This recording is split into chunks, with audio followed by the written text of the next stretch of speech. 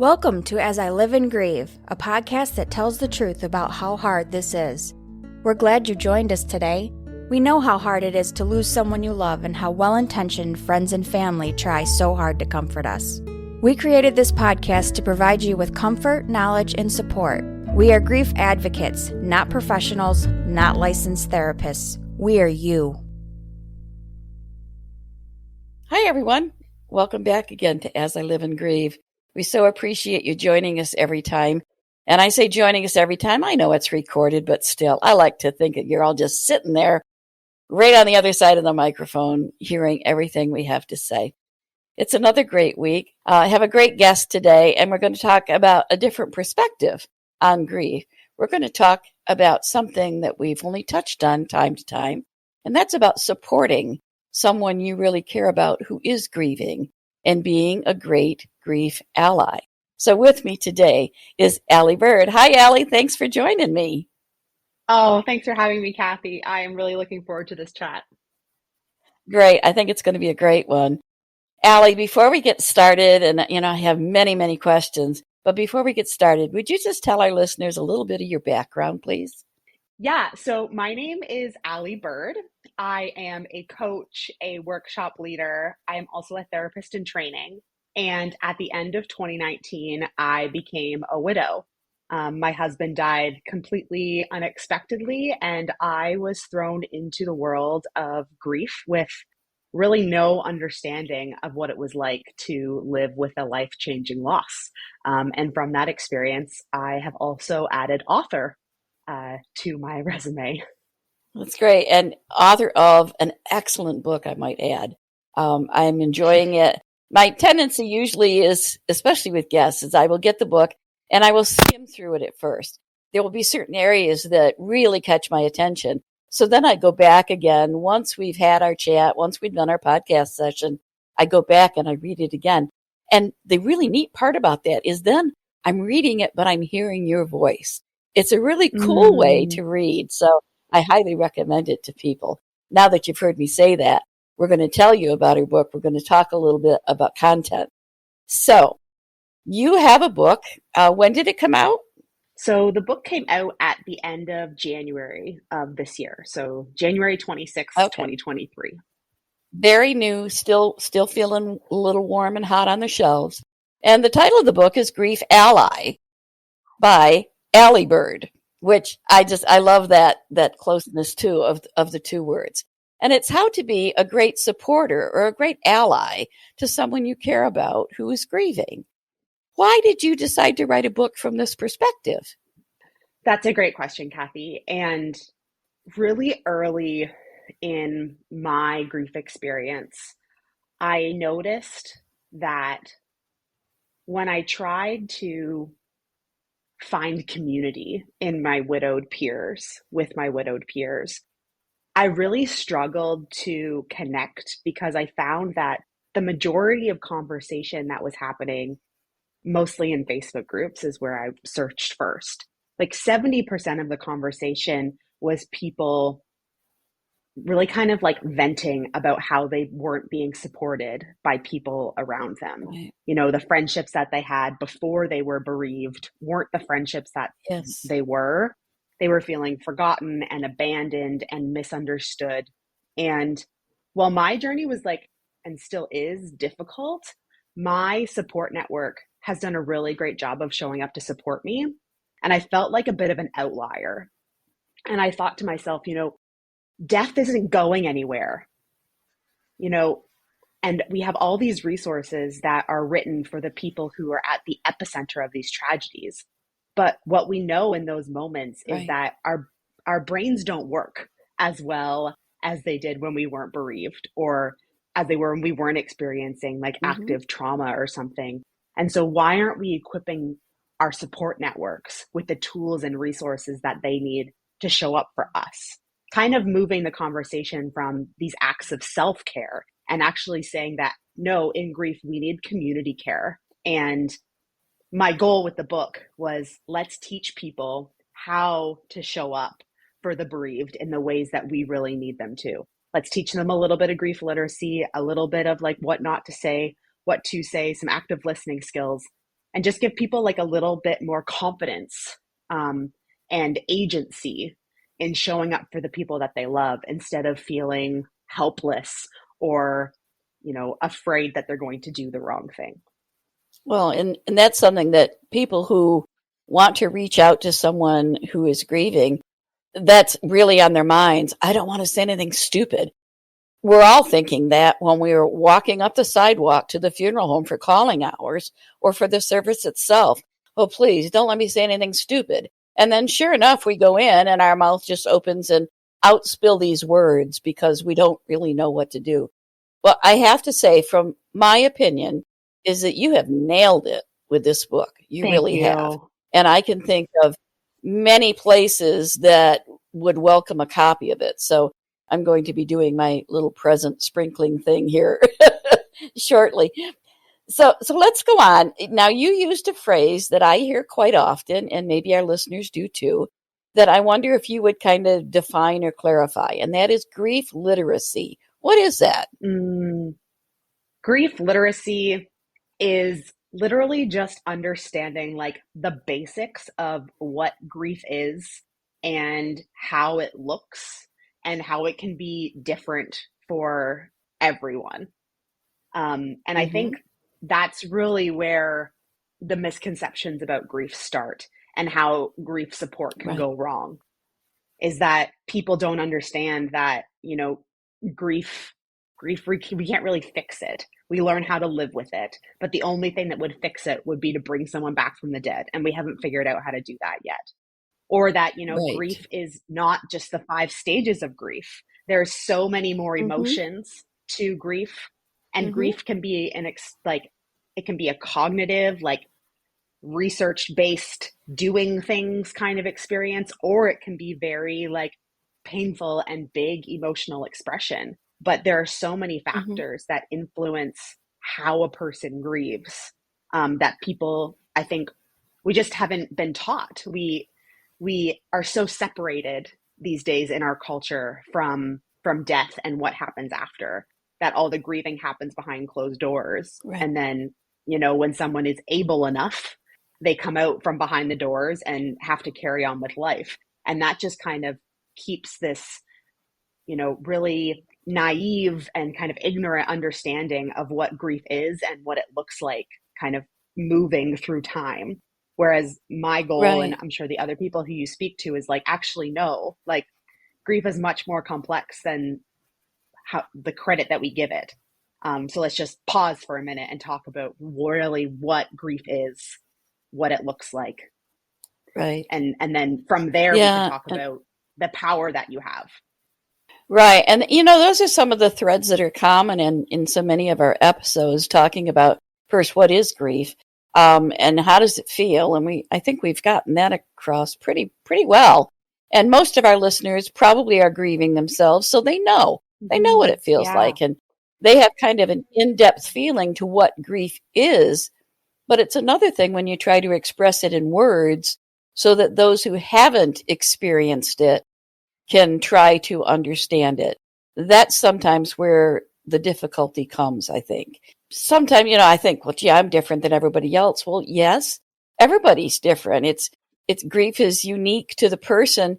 But for me personally, I've also experienced, I've lost my father, then an infant child, then my mother, then my husband. 4 experiences of grief over decades of my life. But not only am I different in the way I experience grief, but each of those instances of loss was different than the others, just because of the person I was at the time and the background and experience I had about grief, which initially for my father was nil, because when my grandparents died, my mother was of the generation that you keep children away from death. They don't need to go to the funeral home. They don't need to see the dead person, so the kids can just stay at home and be protected. Well, I guess I kind of fell into that too, so that my own adult daughter, Stephanie, didn't attend calling hours for the very first time until she was almost 20. And I didn't realize she was going to calling hours. She had no idea what it was, what were calling hours. What are you supposed to do? Now there's a trend. There is a huge trend where grief now has come into the forefront. People are talking about it. They're explaining it. They're describing it. They're digging into it science wise and really getting a grip on it. But again, part of it that we're not working on is the people who need to support, the people who really haven't experienced it themselves. Okay, we have grief literacy covered. Everybody should feel better about knowing what that is now. Keep working on it because this is a deep, deep subject. One of the parts of the book that really caught my eye, really grabbed my attention, was your area on active listening. And I wanted to spend some time talking about that too. We've talked in many of our episodes about one of the best things you can do to support someone you care about who is grieving is to just find a way and a place where you can sit quietly and encourage them to talk, and you can just listen. But I fear that for a lot of people, listen to them means let the person talk while they sit on their phone checking email. So you have nailed it. What is active listening? So in the book, I have a whole chapter on active listening. And really, in essence, what active listening is, it is giving someone your full attention and listening with all your senses.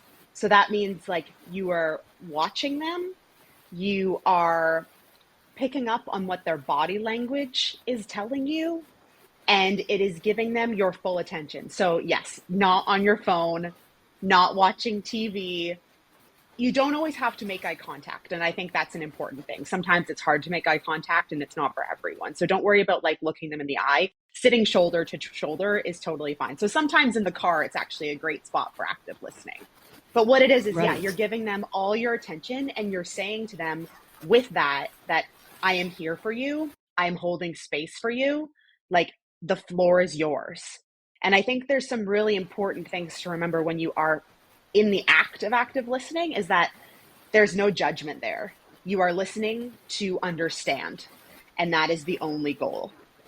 And active listening is not silence. You need to encourage them to keep talking. So you can use like minimal encouragers or immediacy behaviors. That's what they're called in the book.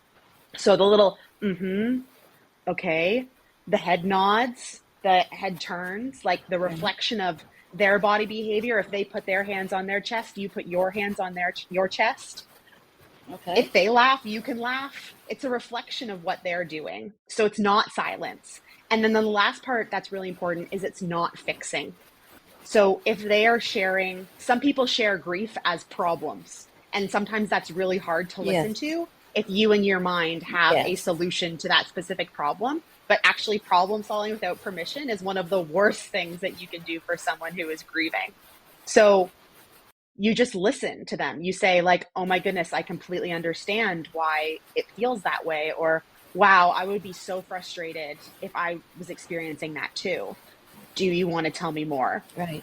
And in doing that, what you're doing is you're giving people space for them to let their grief like move through them. Grief is energy. Grief needs to be able to move around, and we need really safe places where we can share that energy. And that's really the gift of active listening. So you might almost call it interactive listening. Yeah, it's a great way to put it. I think also too, people have it in their heads that, you know, to be an active listener or to be actively supporting someone who is grieving, that you need to be with them in person. And what we know about the research with active listening is that the little immediacy behaviors, the like little interactive pieces that you're talking about, the little and the okay, yeah, those are actually far more effective than the body language that we share with someone. So there was a study that was done that found that actually people who shared their problems on the phone and heard those immediacy behaviors actually felt much more heard than people who were in person with someone who were sharing their problems. So you can be in person or you can do this work virtually. and it still is very effective for someone. It's interesting because before I might have thought that if I made those little it would show that I was just bored with their conversation. So it's nice to know that they do have an effect and they do have an impact. What can body language tell us? If we happen to see someone, if we're supporting someone who's grieving, is there a way that we can watch for certain cues from them that might let us know that one particular area might be a little more difficult for them to talk about, or they need to maybe tell a little bit more? Maybe they're holding back because they don't know how we might react or something. Is there any cues we can watch for that might help us? That's a really good question. I feel if you are fully present with someone, we have really good intuition as humans. You don't need an expert to tell you what someone like when they are sad, like what it looks like when they're sad. You probably know what it looks like when they're uncomfortable. If you do see discomfort or see them struggling a little bit, I think it's important to remember that grief doesn't end. This chance that you are getting to listen to them won't be the last. And so it's okay to let them share in chunks, take breaks. It's okay to laugh a little bit. And it's okay to like just tell them that like you are there for them and this is a process of consent. And if they don't want to share, they don't have to share. They might not be a person who feels comfortable telling their story in a verbal way. Maybe they're a journaling person. Maybe they're a person who wants to do like acts of service and they don't want to talk about their loss. They just want to plan a charity event. There's no wrong way to grieve and no wrong way to express your grief. So if you are sitting with someone and they don't seem particularly interested in talking, like it's okay to just sit with them and just to sit. Like that is okay. Just remain present. That's the best thing that you can do. Yeah, it's difficult to sit in silence. It's more difficult to sit in silence with someone who's also silent. That can feel very awkward. Is there any way we can kind of practice or prepare ourselves for that? Because it's not, you just feel like eventually you got to say something. I think the best thing that you can really do is exposure therapy. Like brace yourself, know that you are going to have uncomfortable moments. And that's all part of the experience. And it's all part of learning how to be a great grief ally. I talk about this in the book about making mistakes. And the reality is that if you are close enough to this person that you are supporting, you are going to make mistakes. It's going to feel awkward and it's going to feel uncomfortable, but that's just part of the learning curve. Like if you start out this process being perfect, you're not doing it right, honestly. And that's what I teach in the book is like, if you are making a mistake, you are doing it right. You're getting close enough to know how your person is experiencing grief in their own unique way. And then once you have those sorts of answers, you get to stay close to them. Whereas if you fear making mistakes, if you fear that discomfort and awkwardness, you're going to remain lean back. You're not going to make any mistakes, but you're also not going to be showing up in the way that they really need you to be. Good point. That's an excellent point. Another thing I liked about your book, there were many things I liked about it so far, is that at the end of the chapters, you have little exercises people can do to kind of help them get a little more comfortable with the content of the chapter. There was one that you had a ring circle. Now, I confess that was an area that I skimmed over, so I don't completely understand the ring circle. Can you talk a little bit about that? Yes. So chapter 3 in the book so each chapter begins with a promise as well, which I think is also really cool. I'll just toot my own horn there for a second. I loved that also. That was another thing. Yep. Yeah. So the goal is that if you keep all your promises, all the promises that are in the book, you're setting yourself up for success. Chapter 3 starts with the promise that I promise to take good care of myself so that I can take care of you. And the real lesson in that chapter is just knowing that grief is a long haul. And if you don't take care of yourself, you're going to burn out very, very quickly. So I have a few steps that I recommend for your own self-care as a grief ally. But one of them is being able to express your feelings, because grief support, being in these awkward, uncomfortable situations, like, there are things we're going to need to get off our chests. And there's nothing wrong with that. But the idea of ring theory, which I teach in chapter 3, is that if you put the person that you are supporting, the people who are at the epicenter of the tragedy, put them in a circle in the middle. And then around that, you draw another circle. And then you put people who are a little further removed from the epicenter of that tragedy. So that might be, close family, like a chosen family, that sort of thing. And then further out, you have like further friends, maybe colleagues, people they know in the community, such and such. And from there, the rule is that you put support in and you put garbage out. So any venting that you want to do, you send it to further rings in the circle. So for me, in my experience, I was at the epicenter after Will's death. My friends put themselves in further rings. So my best friend, Sarah, she was supporting me. She made a mistake. She would lean in and be like, hey, I'm sorry that I did that. And then she would go to her spouse, who I am not as close with. And she would say, oh my God, I can't believe I made that mistake. I'm really feeling it today. And that way, everybody gets the support that they need, but nobody is putting too much on people who might be a little more fragile in those earlier days and months of grief. Okay. All right. I get that. That makes sense now. And I like that. What a great practice to do.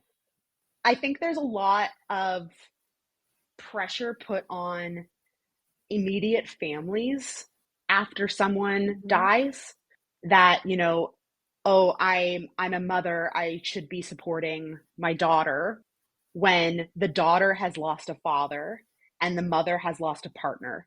And the fact is that those two people are so affected by the loss that they might not be able to be each other's support in those moments. So it's important to have people in further rings supporting them, rather than trying to support each other. But that, plays into this larger conversation of let's do this in a community care kind of way, rather than a self-care kind of way, and not behind closed doors until you're good enough to come out of the closet. Yeah, great. Well, there's a lot of great information here. This is super. I was going to say before, I wonder how different my grief experience might have been had I had a super close friend, but I really didn't. My closest friend is actually my daughter, Stephanie, who's physically close to me as well as emotionally close. And my younger daughter is actually in Texas, so she's geographically distant, but we're also very close. So they were my supports. But this is an excellent concept. And coincidentally, at the moment, I'm waiting for a phone call because a very close friend and also an in-law has been taken off life support. So I'm just waiting for that phone call to come in. And then I'm going to practice what I'm learning from your book to support his wife, who I know is going to have a really, really rough time, much like I did after I lost Tom. At any rate, I can't say enough about your book at this point. So I think what I do want to say is we had another guest who's a repeat guest on our podcast, John Polo, and he talked about self-care a while ago. And he introduced a concept that was new to me. And it was the fact that a form of self-care can also be the people you surround yourself with. And that was something I had never thought of relative to self-care. But hearing you talk now, that's also what you're saying as well, is that if you know someone who is grieving, you can help them take better care of themselves by being there for them and being that support that they may not even know that they need. But later, they will recall it and realize how helpful you were. So it's such an amazing component of this entire grief aspect that we need to really, really, really push this whole thing more. That you can learn how to be an ally for those you care about who may be grieving or will at some point grieve, that you can learn to be a better person in that respect. And you can also carry that on through your network and by example, by role model, help others do the same thing. So this is a whole new perspective, and I just love that we've had a chance to talk about it.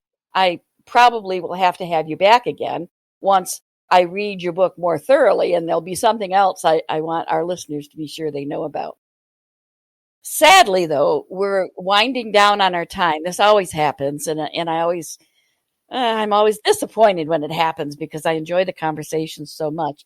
But before I get to the point where I need to sign off, Aly, I'm going to turn the microphone over to you and let you speak directly to our listeners. Now, we have international audience. We have listeners in 84 countries, last I checked. So they're all around the world. So feel free to tell them anything you would like, any advice you can give them. Please tell them more about your book and where they can find it, as well as if you offer courses or classes or counseling, anything. This time is yours. Go for it. Thank you, Kathy. And I would love to come back.